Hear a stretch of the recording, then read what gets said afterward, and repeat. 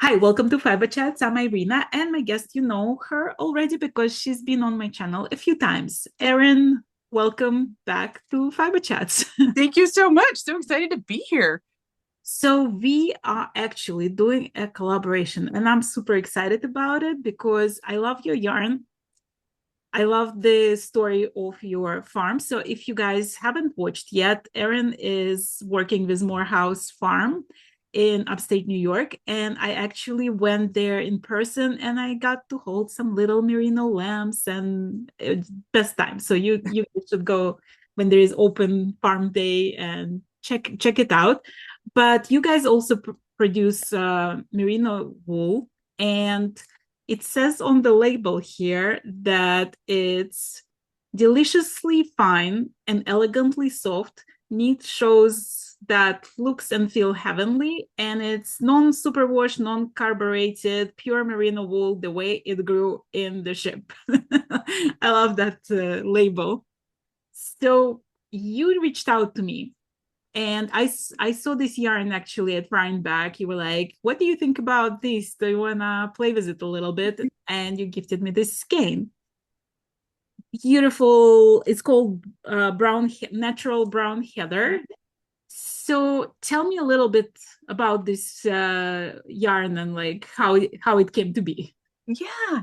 So back when we started raising merino sheep, which is just over 40 years ago, the mill was able to spin it in various weights. And this was the finest weights, the thinnest yarn that the mill spun at the time. And it just made the most amazing lace shawls. And when I met you and saw your genius of these amazing lace creations that you bring every year to Rhinebeck when you come to visit, I said, oh my goodness, what could be done with this in Irina's hands?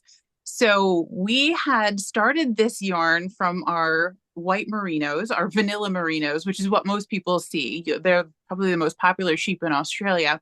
And what we added to that mix was chocolate merinos, this gorgeous brown. And you probably heard plenty about black sheep, but most of them are actually a dark, dark brown. And every year when they're outside during the summer, their tips get bleached, just like with our hair. So that's how it ends up a chocolatey brown. And then we take that and we blend it into this amazing gradient of all natural colors. We've got brown heather, a silver, and an oatmeal here in the middle. And you can see they're definitely on the brown tan side of things. But the amazing magic of these natural colors is that they look fantastic when you hold them next to brown, but also when you hold them next to black. And that's something science hasn't been able to recreate yet. So just I'm so lucky to be able to work with these sheep in this amazing yarn, and we can't find it anywhere else.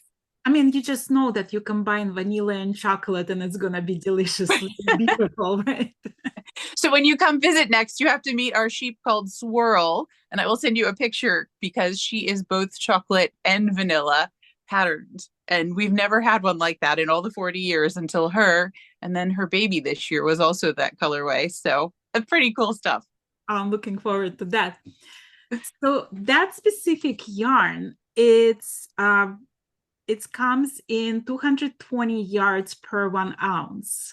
So it's sort of in between the what traditionally people think of like heavy lace and fingering, right? Like, would we call it light fingering, heavy lace? Yeah. Well, I found this little label that I put on the shelf sometime because you and I were having that conversation. Is when we started spinning this yarn, it was the finest yarn, and the mill called it lace, so we called it lace. But 40 years ago, that was back before the Craft Yarn Council tried to standardize the gauge of yarn or the wraps per inch so that you could substitute a lot more easily. So we've always called it lace, and it truly gauges as a light fingering when we put it next to those standards, 7 to 8 stitches to the inch on a US 1 to 3. So that's your 28 to 32 stitches. So I think it really does classify as a light fingering when we're looking at substitution. I think that's a number one fine. And yeah, so trying to think about what's the right way to introduce this to people because while it is a finer yarn, it is also something that works really well on larger needles too. You don't have to be knitting on 1 to 3. There's some beautiful creations, even up to eights, tens. I've seen it on, and it's just you tell me as the lace expert, what did you feel when you were working with it? Well, I think that this is this perfect weight where people who are scared of lace or the word lace can feel absolutely comfortable with it, because if you look at it, like it does look like more of a fingering. It definitely has some body to that, right? It doesn't look like the cobweb that people are like, oh my God, like forget it, I don't do lace. But it's also thin enough and like super drapey. So I actually had the best time playing with it, and this shawl is the result of that exploration.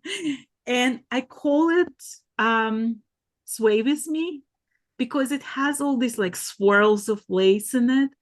But I wanted to make it easy for people who are not very comfortable with lace, because half of it, the trick of the shawl, even though it's a very generously sized wrap, half of it is the kinet. So it's simple, super easy, right? So every row, you have a little bit time when you have to pay attention for half of the row. And then half of the row is just the kinet. So you get to chill.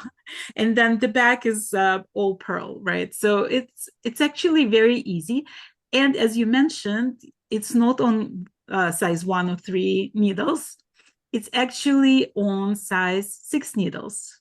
6 or 7, 6. Whichever you like, right? Because it's a shawl, so gauge is not super critical. Right. I can't remember what I put. I stand by 6. So it's like it grows super fast, because first of all, half of it is stickinette, so you just it's mindless knitting while you listening to the audiobook or something. And then because it's on size 6 needles, and because it's a heavier lace yarn, it grows really fast. Like I'm, for example, I made it in 1 week, so you guys can gauge it to knitting speed. I might be a little bit obsessed and knitting a little bit more than the average knitter, but still, it's like very doable. And then you and I talked about, we like it in this heather brown, but what other colors would it be good at? And then we talked about like maybe doing a bridal version, or maybe doing. We've got the natural soft white. I'm actually super excited about working with white, because I did my Sweet Surrender shawl in white, and it was the most stunning specimen. Somehow lace in white looks absolutely brilliant. And then that picture you have outside in the snow, just boy, nothing says winter wonderland like that. And then yeah, as we move into wedding season, that's going to be gorgeous, adorning so many of these celebrations. And then what else? Well, as you can see, we've got quite a few. You got some colors. We've got quite a few to pick from. So if you're bold and feeling like a geranium, or a Kelly green, or a warm olive, or if you like the naturals, I showed you that gradient before. And then over here, I've got a few more like a light gray, or a lavender, or even a blue gray. So there's also some beautiful, more neutral colors that aren't just a gray, Right. that you have to pick from too. So I think honestly, I also think it's gonna look absolutely spectacular in your bead color for the Valentines. oh yeah, and then there's several other reds to pick from. This burgundy is gorgeous and a little easier to see if you happen to be a late night knitter during the winter. This one's a cranberry, and then rosebud. So you can see even these work out to be a pretty neat gradient too. So you got a lot to pick from. And also, like another way to play with the shawl could be to do it in 3 different colors, so 2 different colors, because there is 3 sections to the shawl. So you have one section where the swirly lace is on one side, on the right, and then on the left it's the kinet.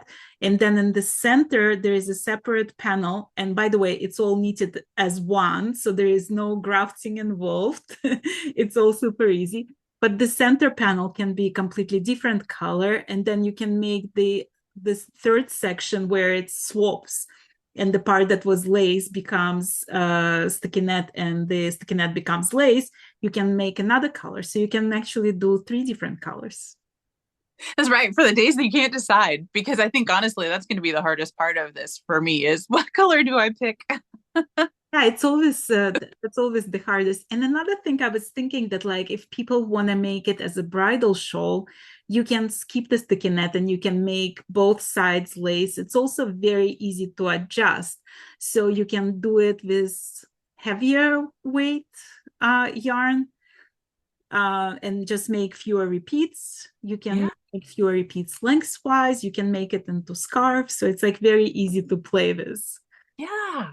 And I hadn't tried it yet, but that's a fantastic idea. I'm looking around to see if I have a skein of our sport weight within my easy reach, but that's just twice as thick as this. And what a cool version for just playing with a little more robust wrap. But that's going to be absolutely gorgeous. And as you were saying, multiple colors, I was thinking the center panel as the accent stripe that matched maybe the wedding party's dresses. How cool could that be? That would So, be great. okay, wedding planner, your next career. Yeah, we need to find the bride. So if somebody out there is about to get married and you would like to be a fashion model for us, reach out and we'll make that happen. I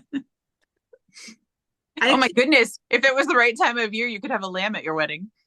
hmm. Mm. Okay, now we're getting a little silly, but it's so much fun and so inspiring to see, what this yarn can turn into in the hands of a designer lace genius like you, Irina. I'm just so excited to be working on this with you. And when you said, "Oh, I have an idea," it was like lightning struck because you came up with the whole thing, I don't know, within Yeah, it was 2 days after you had the yarn. It just, the muse spoke to you. yeah, it was like I just looked at it and I had that picture in my head of this design. So I was like, let's just put it on paper and make it happen. And now you have the charts, which I've seen, which I love because for me, that helps me visualize what the design is going to be. And as you get into the swirly parts, oh, I can read my knitting and see where the next yarn over should be. That really helps me understand where I am without having to count every single stitch.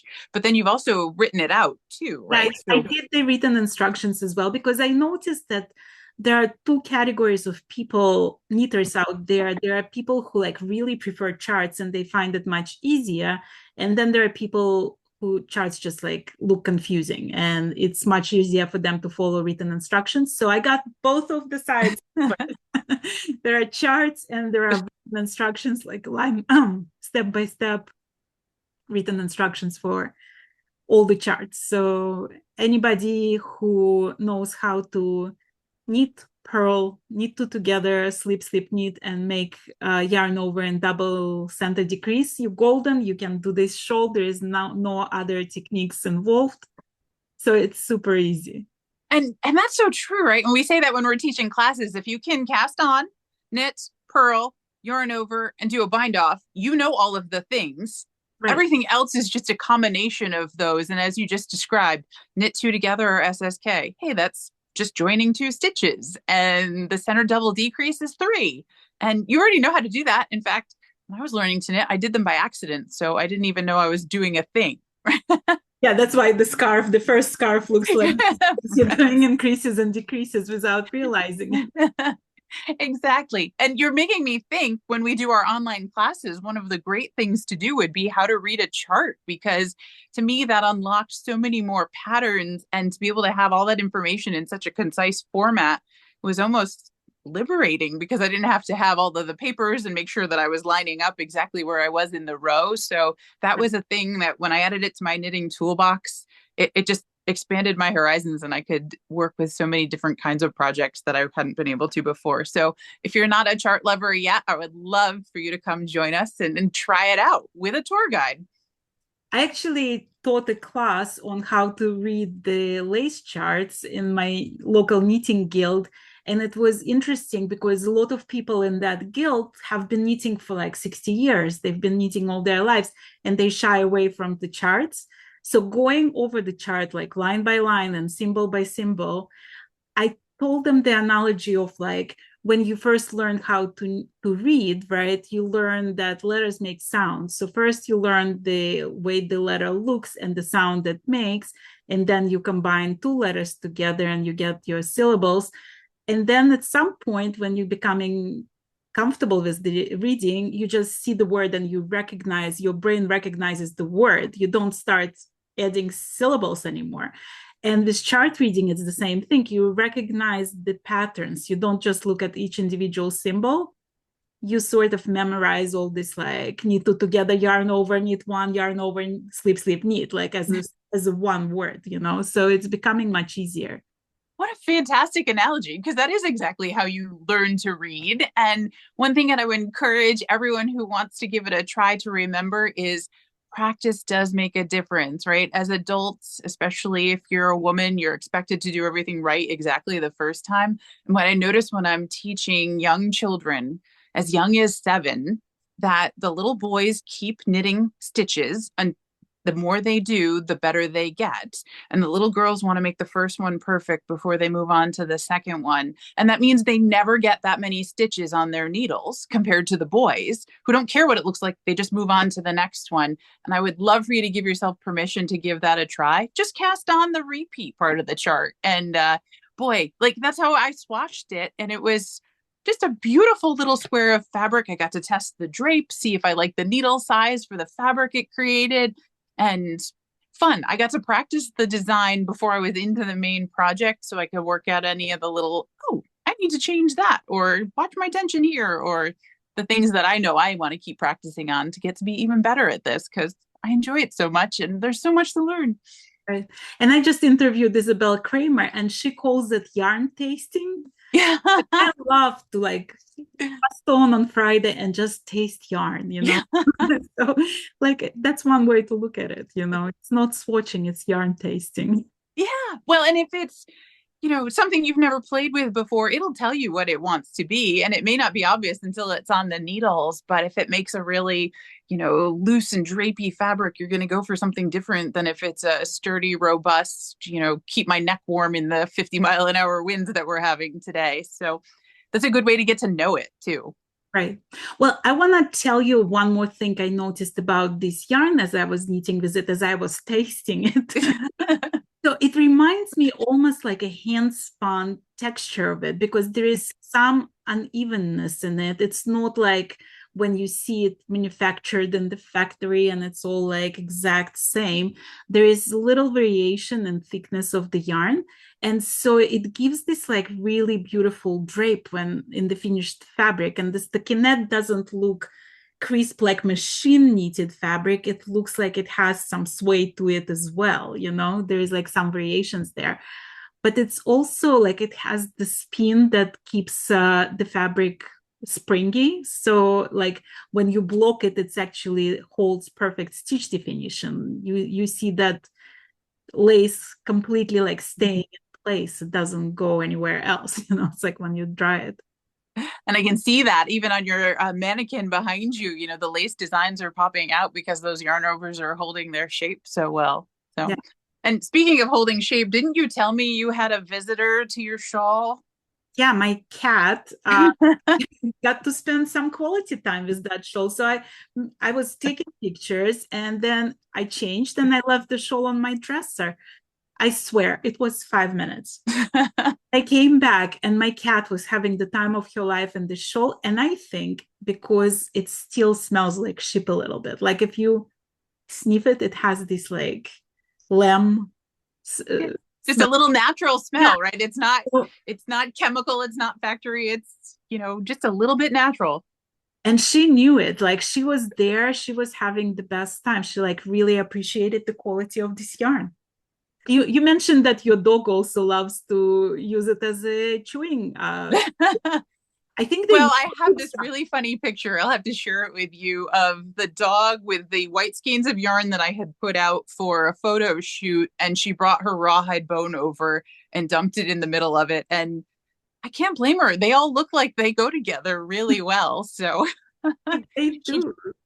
She's one of my unsung color combo experts because she would pull something out of the basket that I would never put together, and every once in a while it's a genius pairing. So what did you got there?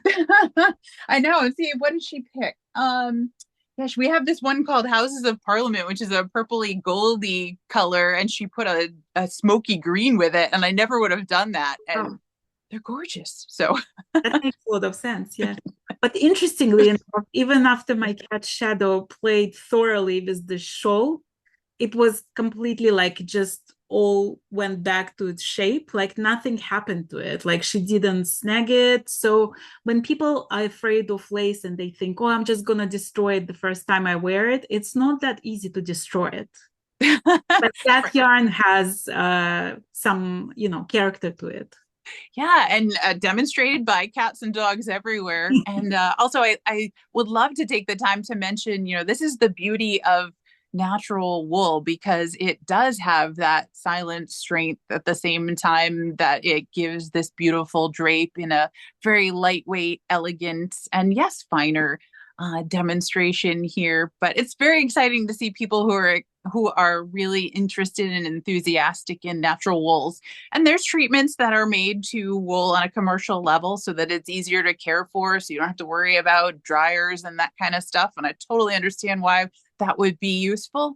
And at the same time, when you're knitting with natural yarns that have not been treated with superwash, then when you block it, hey, it stays in shape and doesn't grow in a very different direction. So that's always been attractive to me. And since And I think like it's more and more people come to appreciate the natural beauty of yarn without any extra chemicals and treatments.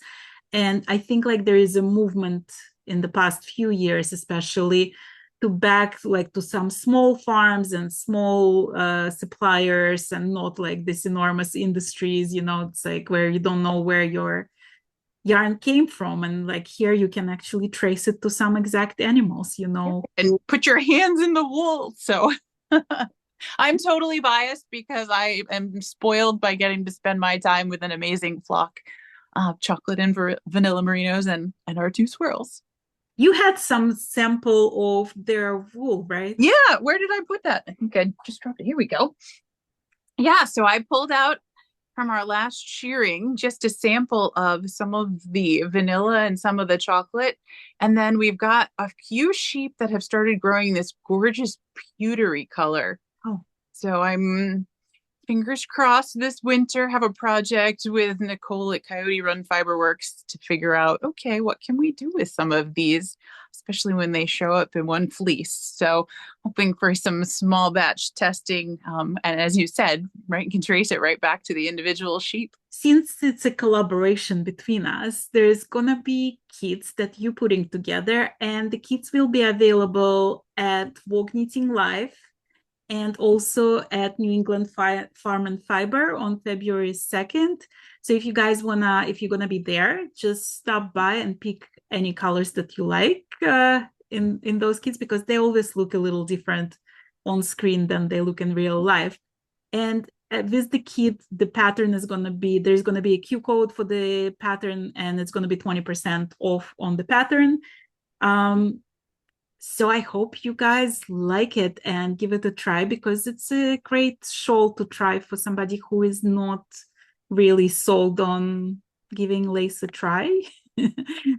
And to share it with those who are not in the New York, Boston area during this time period, we'll also make sure it ends up at morehousefarm.com so you can find it online. And of course, Irina's Ravelry store.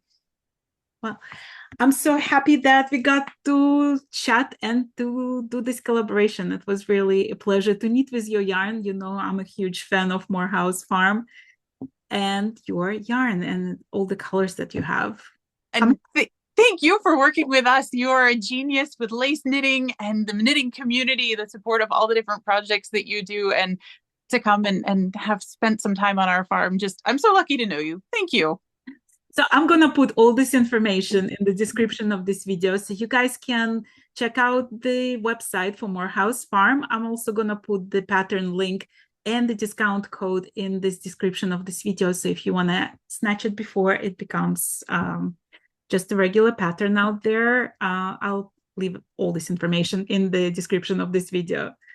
Thanks so much, Erin. It's always a pleasure to see you. Thank you. Likewise. And happy holidays.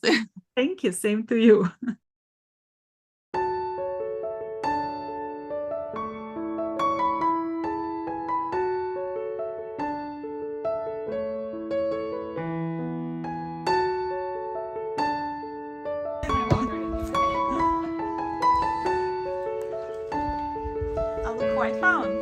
Hello and welcome to Morehouse Farm. This is the place I always see. Have a look around. We have 4 different kinds of yarn in this room and even more further back. There's more. There's more.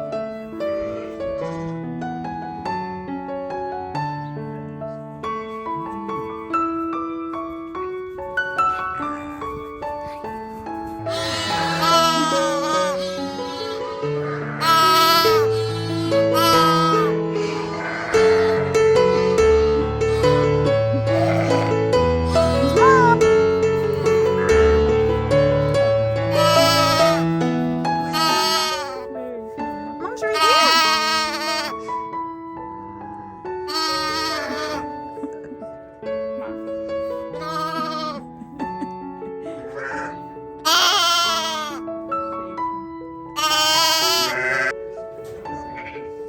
And then what?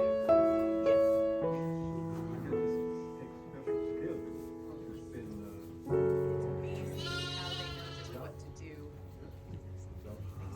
So these were born on Wednesday. There were the 3 ewes and they were lambs, just kind of scattered.